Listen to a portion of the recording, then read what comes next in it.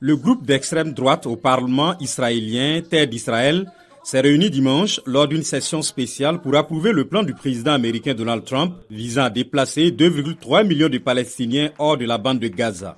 Le ministre israélien des Finances a déclaré qu'il mettait en place une autorité de migration afin d'encourager les Palestiniens à quitter Gaza.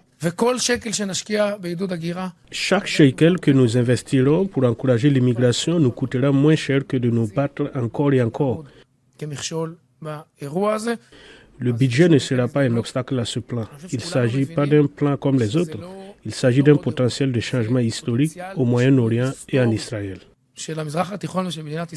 Simcha Rothman, membre du Parlement, estime que ce plan de relocalisation est plus réaliste que celui proposé récemment par l'Égypte et la Ligue arabe, qui permettrait à l'autorité palestinienne de gérer Gaza sans désarmer le Hamas, désigné par les États-Unis comme un groupe terroriste. Les gens disent qu'il faut réhabiliter le Hamas, qu'il faut lui donner toutes les chances de reconstituer ses forces. Comment se fait-il que cette solution soit réaliste? Ce n'est pas le cas.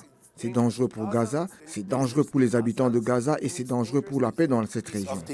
Les juristes d'extrême droite, présents à la réunion du caucus de Terre d'Israël, affirment qu'encourager l'immigration à partir d'une zone de guerre ne constitue pas une violation du droit international.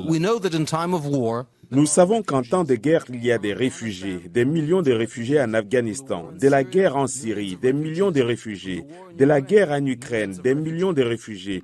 Rien de tout cela n'est appelé nettoyage ethnique. La création de ces réfugiés ne peut pas être délibérée, mais il n'est pas nécessaire de l'empêcher spécifiquement en tant que conséquence de la guerre. Les représentants des organisations libérales israéliennes ne sont pas d'accord. Il ne s'agit pas d'un déplacement volontaire de personnes. Il s'agit d'un déplacement ou d'un transfert. C'est un crime de guerre et c'est immoral. Si vous rendez la vie des gens misérable et qu'ensuite vous dites qu'ils veulent quitter l'endroit, ce n'est pas comme s'ils partaient volontairement. De nombreux participants au groupe parlementaire de la Knesset ont demandé qu'Israël rétablisse les 21 colonies juives de la bande de Gaza qui ont été évacuées en 2005 lors du retrait unilatéral d'Israël de ce territoire. Le peuple d'Israël est prêt à se battre et à mettre en œuvre l'idée du président Trump d'émigration des habitants de Gaza.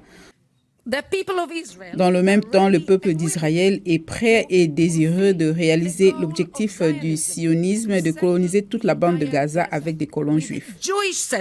La perspective de reconstruction de colonies juives à Gaza semble peu probable. Mais la plupart des Israéliens s'accordent à dire que le Hamas ne devrait jouer aucun rôle dans l'avenir de la bande de Gaza et certains pensent que le meilleur moyen d'y parvenir est de faire en sorte que la plupart des Palestiniens quittent Gaza.